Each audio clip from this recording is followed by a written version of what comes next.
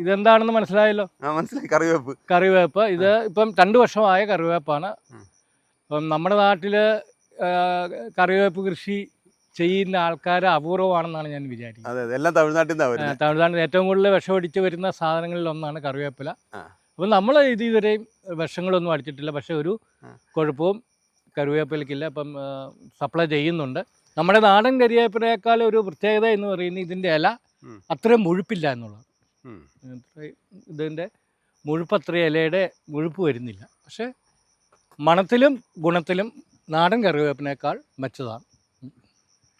ഒരു കിലോയ്ക്ക് എത്ര രൂപ ഇപ്പം കിട്ടുന്നുണ്ട് കർഷകർ? 1 കിലോയ്ക്ക് 70 രൂപ കിട്ടും. 1 കിലോയ്ക്ക് ഇപ്പം നമ്മൾ ലോക്കൽ മാർക്കറ്റിൽ കൊടുക്കുന്നത് കിലോയ്ക്ക് 70 രൂപയ്ക്കാണ്. അല്ല, ഇതൊക്കെ എന്ന് പറയുന്നത് നമുക്ക് ലൈഫ് ലോങ് ആദായം തരുന്നതാണ്, ജീവിതകാലം മുഴുവൻ. അപ്പം ആദ്യത്തെ ഒരു ഇനീഷ്യൽ എക്സ്പെൻസ് ഉണ്ടെന്ന് മാത്രമേ ഉള്ളൂ. നമുക്ക് ലൈഫ് ലോങ് ആയിട്ട് എന്നും ആദായം. അപ്പം ഒരുമിച്ചൊരു ആദായം നമുക്ക് പ്രതീക്ഷിക്കാൻ പറ്റുകയില്ല. എന്നും നമുക്ക് ആദായം കിട്ടും എന്നുള്ളതാണ്. അല്ല, ഇതിൻ്റെ ഒരു ബിസിനസ് സാധ്യത എന്താ സാർ, ഈ കറിവേപ്പിൻ്റെ ബിസിനസ് സാധ്യത? കറിവേപ്പിൻ്റെ ബിസിനസ് സാധ്യത എന്ന് പറയുന്നത് ഇപ്പോൾ എല്ലായിടത്തും ഈ നമ്മുടെയൊക്കെ ഒരു വിശ്വാസം അനുസരിച്ച് എല്ലാ വീട്ടിലും കറിവേപ്പ് ഉണ്ടാവുകയില്ല. അപ്പം നമ്മുടെ ഒരു വിശ്വാസമാണ്. അപ്പം ഇത് വിഷരഹിതമായ കറിവേപ്പില ആൾക്കാർക്ക് കൊടുക്കുക എന്നൊരു ഉദ്ദേശവും ഉണ്ട്. പിന്നെ ഒരു എന്താണ്, ഒരു വെറൈറ്റി കൃഷി ചെയ്യാൻ താല്പര്യമുള്ളൊരു ആളും കൂടിയാണ്. കാരണം ഞാൻ റിട്ടയർ ചെയ്തതിന് ശേഷം എന്തെങ്കിലും ഒരു വിനോദ പരിപാടികൾ വേണ്ടേ.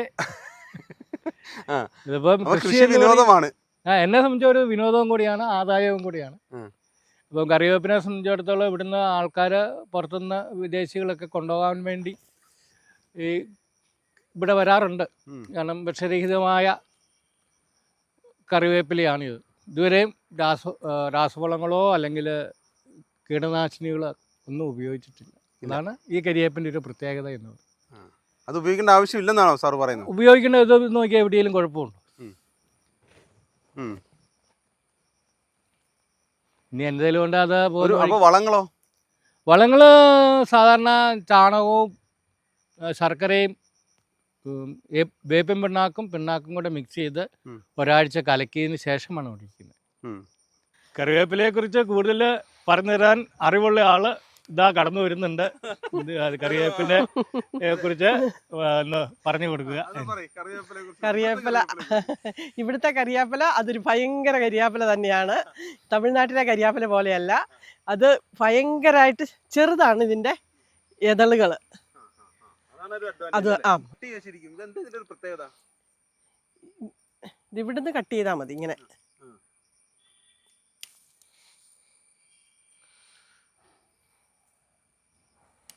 കറിവേപ്പിലയെ കുറിച്ച് കൂടുതൽ എന്താ പറയാനുള്ളത്? കറിവേപ്പില നമുക്കിപ്പം കറി ഉണ്ടാക്കിക്കൊണ്ടിരിക്കുമ്പോഴും കറിവേപ്പില ഇല്ലെന്ന് കാണുകയാണെങ്കിൽ ഓടി വന്ന് പറിച്ച് ഇടാവുന്നതാണ്. അതിൻ്റെ ടേസ്റ്റ് ഒരു പ്രത്യേക ഒരു തരം ടേസ്റ്റാണ്. ഒരു കർഷകൻ ഇത് ചെയ്യണമെങ്കിൽ, അല്ല എനിക്കിത് വീട്ടിൽ ചെയ്യണമെങ്കിൽ എങ്ങനെ ചെയ്യണമെന്ന് അങ്ങ് പറഞ്ഞു തരും. ഇപ്പം ഇത് 2 വർഷമായ ഒരു കറിവേപ്പ തൈയാണ്. അപ്പം ഞാൻ അടിസ്ഥാന വളങ്ങളൊന്നും പ്രയോഗിക്കാതെ വെറുതെ കുഴിയെടുത്ത് നടുവാണ് ചെയ്തത്. അടിസ്ഥാന വളങ്ങളൊന്നും ഉപയോഗിച്ചിട്ടില്ല. അതിനുശേഷം ഇതൊരു കുറച്ചായി കഴിഞ്ഞപ്പോൾ, അല്ലെങ്കിൽ ഒരു 3 മാസം കഴിഞ്ഞപ്പം ഇതിന് നമ്മൾ ചാണകവെള്ളവും പിണ്ണാക്കും അതുപോലെ തന്നെ ശർക്കര എല്ലാം കൂടെ കലക്കി ഒരു ലായനി ഉണ്ടാക്കി ഒരാഴ്ച കഴിഞ്ഞ് ഒഴിക്കുകയാണ് ചെയ്യുന്നത്. അതുകൊണ്ടാണ് ഇതിൻ്റെ സ്വാഭാവികമായിട്ട് ഇത്രയും ഒരു കരുത്ത് ഉണ്ടത്. കാരണം എല്ലാ കരിയേപ്പോഴും ഇങ്ങനെ തളുത്ത് നിൽക്കുക. എത്ര എണ്ണം ഉണ്ട് അങ്ങേക്ക്? എനിക്ക് ഏതാണ്ട് 400 കറിവേപ്പില തയ്യെന്ന് വേണേൽ പറയാം. കാരണം ഇത് വലുതായിട്ടില്ല, ആയി വരുന്നേ ഉള്ളൂ. ഇപ്പോൾ ഇത്തന്നെ കട്ട് ചെയ്യുന്നുണ്ട്. അതുകൊണ്ടാണ് ഇപ്പോൾ ഒരു സ്പ്രെഡ് ചെയ്യുന്നത്. പലയിടത്തും സ്പ്രെഡ് ചെയ്ത് കാണാനുള്ള ഒരു കാരണം എന്ന് പറയുന്നത് കുറേശ്ശെ ഇത്തന്നെ നമ്മൾ കട്ട് ചെയ്ത് എടുക്കുന്നുണ്ട്.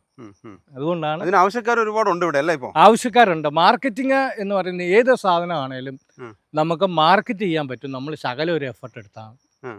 അപ്പോൾ ഇതിനൊക്കെ ആവശ്യക്കാർ ഇഷ്ടം പോലെ വരുന്നുണ്ട്. ഈ ഇല എന്ന് പറയുന്നത് 1 കിലോയ്ക്ക് 70 രൂപ നമുക്ക് കിട്ടും, കർഷകന് കിട്ടും.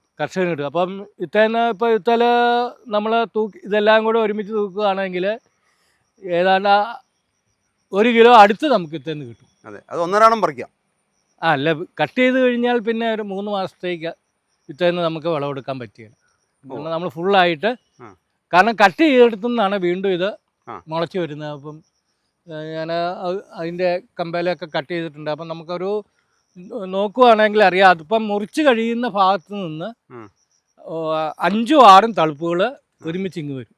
അപ്പോൾ ഇതൊക്കെ അതിന് ഉദാഹരണങ്ങളാണ്. ഇത് കണ്ടോ, ഇത് കട്ട് ചെയ്ത് കളഞ്ഞതാണ്, എടുത്തതാണ്. അപ്പോൾ ഇത്തേന്ന് തന്നെ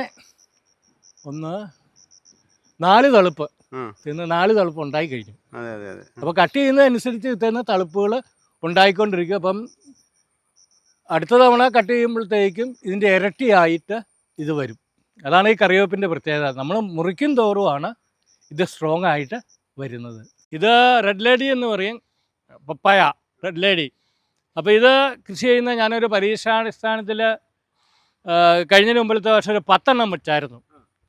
10 കപ്പളം വെച്ചിട്ട് നമ്മൾ കഴിച്ചതും ബാക്കിയുള്ളവർക്ക് കൊടുക്കുകയും കൂടാതെ ഒരു 10,000-ലധികം രൂപ ഈ 10 കപ്പളത്തിൽ നിന്ന് കിട്ടിയെന്നുള്ളതാണ്. അപ്പോൾ ഒരു കപ്പളത്തിനുള്ള ലൈഫ് എന്ന് പറയുന്നത് 2 വർഷമേ ഉള്ളൂ. ഇതൊന്നും 6 മാസം ആയില്ല, ഓൾറെഡി ഇതൊക്കെ കായ്ക്കാൻ തുടങ്ങിക്കഴിഞ്ഞു. ഇപ്പോൾ കപ്പളം എന്ന് പറയുന്നത് പരിചരിക്കുകയാണെങ്കിൽ നല്ലൊരു ആദായം കിട്ടുന്ന ഒന്നാണ് പപ്പായ എന്ന് പറയുന്നത്. അപ്പോൾ ഇതിൻ്റെ ഇടവിളയായിട്ടാണ്, അപ്പോൾ കറിവേപ്പിൻ്റെ ഇടവിളയായിട്ടാണ് ഞാൻ പപ്പായ നട്ടുവെച്ചിരിക്കുന്നത്. 2023 സർവീസിൽ നിന്ന് വിരമിക്കുന്നത്. അപ്പം ഞാനൊക്കെ അധ്യാപക വൃത്തി മൂലവറ്റ സെൻറ്റ് ജോസഫ് കോളേജിൽ നിന്ന് 2023 റിട്ടയർ ചെയ്തു. അതിനു മുമ്പ് തന്നെ കൃഷികൾ ചെയ്യാൻ തുടങ്ങിയിരുന്നു. 2023 ശേഷമാണ് വ്യാപകമായ രീതിയിൽ എല്ലാ സ്ഥലങ്ങളിലേക്കും കൃഷി വ്യാപിച്ചത്. അല്ലെങ്കിൽ റബ്ബറായിരുന്നു നിന്നിരുന്നത്, അതെല്ലാം വെട്ടിമാറ്റി നമ്മൾ കൃഷി തുടങ്ങി. ഇവിടെയും റബ്ബറായിരുന്നു. അത് അപ്പോൾ റബ്ബറിൽ നിന്ന് നമുക്ക് ഇപ്പോൾ കാര്യമായ ആദായമൊന്നും ലഭിക്കുന്നില്ല. വെട്ടുകൂലിയൊക്കെ കൊടുത്തു കഴിഞ്ഞാൽ കിട്ടുന്നത് എന്ന് പറയുന്നത് വളരെ കുറവാണ്. അതുകൊണ്ടാണ് മറ്റ് കൃഷികൾ, പല കൃഷികൾ പറയുവാണെങ്കിൽ എല്ലാ ഐറ്റവും ഉണ്ട്. ഈന്തപ്പന ഇല്ല, ഗൾഫിലായിരുന്നോണ്ട് ഈന്തപ്പന കാര്യം ഓർക്കുന്നു. 18. അപ്പോൾ അന്ന് സ്വാഭാവികമായിട്ട് അന്ന് ഞാൻ ചെയ്തത് ആ പൈസ ഒക്കെ ഉപയോഗിച്ചുകൊണ്ട് ലാൻഡിൽ ഇൻവെസ്റ്റ് ചെയ്തു എന്നുള്ളതാണ്. ഏതാണ്ട് 10 ഏക്കർ ഓളം സ്ഥലം ഇപ്പം നിലവിൽ എനിക്കുണ്ട്. ഇനി സ്ഥലത്തിൽ ഇൻവെസ്റ്റ് ചെയ്യാൻ ഇനി താല്പര്യമൊന്നുമില്ല. കാരണം ഇത് തന്നെ മാനേജ് ചെയ്യാൻ വളരെ ബുദ്ധിമുട്ടാണ്. കാരണം മക്കളെ കുറിച്ചൊന്നും പറഞ്ഞില്ല. മക്കള് 4 പേരാണ് ഉള്ളത്. അപ്പം 4 പെൺകുട്ടികളാണ്. 4 പെൺകുട്ടികളും വിദേശത്താണ്. അപ്പം 3 പേരുടെ പഠനം കഴിഞ്ഞു, നേഴ്സുമാരാണ്. ഇനി ഒരാൾ പഠിച്ചുകൊണ്ടിരിക്കുന്നു. അപ്പം അങ്ങനെയാണ് കുടുംബചരിത്രം എന്ന് പറയുന്ന. അമ്മയുണ്ട്, 5 നേഴ്സുമാരാണ് കുടുംബത്തിൽ. 5 നേഴ്സുമാർ, ഒരു സാറും. ഒരു ഇടവിളയായിട്ട്, അപ്പം മെയിനായിട്ട് കറിവേപ്പ് കൃഷി ചെയ്യുന്നതിൻ്റെ കൂടെ ഒരു ഇടവിളയായിട്ടാണ് വഴുതന കൃഷി ചെയ്യുന്നത്. അപ്പം സ്വാഭാവികമായിട്ടും നമുക്ക് വഴുതന ഒരു വരുമാനമാണ്. 1 കിലോയ്ക്ക് ഒരു 35 രൂപ നമുക്ക് കിട്ടുന്നുണ്ട്. ആഴ്ചയിൽ ഏതാണ്ട് 20+ കിലോ വഴുതന നമുക്ക് വിൽക്കാൻ സാധിക്കുന്നുണ്ട്. അതെല്ലാം ലോക്കൽ മാർക്കറ്റിൽ തന്നെയാണ്. കാരണം ഇവിടെ ഇറങ്ങുന്നിടത്ത് കടയുണ്ട്, താഴെ ഒരു 200 വിട്ട് കഴിഞ്ഞാൽ വേറെ 2 കടയുണ്ട്. അപ്പോൾ ഈ 3 കടകളിലും ആയിട്ട് എനിക്ക് ഇത് മാർക്കറ്റ് ചെയ്യാൻ സാധിക്കുന്നുണ്ട് എന്നുള്ളതാണ്. കാരണം ഡിമാൻഡ് ഇപ്പം ബംഗാളികളൊക്കെ കൂടുതൽ ഉള്ളതുകൊണ്ട് ബംഗാളികളെ സംബന്ധിച്ചിടത്തോളം വഴുതനങ്ങ ഒരു മസ്റ്റാണ്, മെയിനാണ്. അതുകൊണ്ട് നമ്മുടെ നാട്ടുകാർക്ക് ഈ വഴുതനങ്ങ വേണ്ട എങ്കിലും ബംഗാളികൾ ധാരാളമായി ഉള്ളതുകൊണ്ട് അവരെ സംബന്ധിച്ചിടത്തോളം സുരേഷെ നല്ല വലിപ്പവും അതുപോലെ തന്നെ കാണാൻ ഭംഗിയുള്ള വഴുതനങ്ങ നമുക്ക് കൊടുക്കാൻ സാധിക്കുന്നുണ്ട്. അതുകൊണ്ട് മാർക്കറ്റിങ്ങിനെ സംബന്ധിച്ചിടത്തോളം ഒരു ബുദ്ധിമുട്ടുമില്ല. ഞാൻ ഈ ഒരു 200 എണ്ണവും കൂടി അഡീഷണൽ ആയിട്ട് താഴെയെല്ലാം വെച്ചിട്ടുണ്ട്. കാരണം ഇവിടെ എന്ന് പറയുന്നത് 2.25 ഏക്കർ സ്ഥലമാണ് ഇവിടെ ഉള്ളത്. അപ്പോൾ ഇവിടെ മറ്റ് കൃഷികൾ ഒക്കെ ഉണ്ട്. അപ്പം പല ഐറ്റങ്ങളിൽ നിന്ന് വരുമാനം ഉണ്ടാക്കുക എന്നുള്ളതാണ്. കാരണം ഒരു സെൻറ്റ് അല്ലെങ്കിൽ ഒരു വെറുതെ ഭൂമി ഇടരുത് എന്നുള്ള ഒരു അഭിപ്രായക്കാരനാണ്. എന്തെങ്കിലുമൊക്കെ കൃഷി ചെയ്തുകൊണ്ടിരിക്കുക, എന്നാലേ നമുക്ക് പല ഇനത്തിൽ നിന്ന് വരുമാനം. ഞാൻ നേരത്തെ സൂചിപ്പിച്ചിരുന്ന പോലെ എല്ലാ ദിവസവും എനിക്ക് വരുമാനമുണ്ട്, ഒരു തരത്തിലല്ലെങ്കിൽ മറ്റൊരു തരത്തിൽ. ഇപ്പം ആഴ്ചയിൽ 3 ദിവസം വഴുതനങ്ങ പറിക്കാൻ കിട്ടും. 3 പ്രാവശ്യം നമുക്ക് വിളവെടുപ്പാൻ സാധിക്കും വഴുതനങ്ങ. ഇപ്പം കറിവേപ്പിലയാണേലും മിക്കവാറും ഉള്ള ദിവസങ്ങളിൽ നമുക്ക് മാർക്കറ്റ് ചെയ്യാൻ പറ്റുന്നുണ്ട്. അപ്പം വേറെ ഐറ്റങ്ങളുണ്ട്. അപ്പോൾ അതിൽ നിന്നെല്ലാം നമുക്ക് വരുമാനം ലഭിക്കുന്നു എന്നുള്ളതാണ്. ഇപ്പം കപ്പളത്തിൽ നിന്ന് വരുമാനമുണ്ട്, അവിടെ മുള്ളാത്ത് കയറുന്നിടത്ത് മുള്ളാത്ത് നട്ട് അതിൽ നിന്ന് വരുമാനമുണ്ട്. അപ്പോൾ പല വരുമാനങ്ങൾ. ഒന്നല്ലെങ്കിൽ ഒന്ന് നമ്മള് ഇപ്പോൾ ഇത് എന്ന് പറയുന്നത് ഒരു പന്തലിൽ നിത്യവഴുതനയാണ്. ആ നിത്യവഴുതനയിൽ നിന്ന് ആഴ്ച 2 കിലോ നിത്യവഴുതനങ്ങ നമുക്ക് പറിക്കാൻ കിട്ടും. അത് മാർക്കറ്റ് ചെയ്യാൻ പറ്റുന്നുണ്ട്.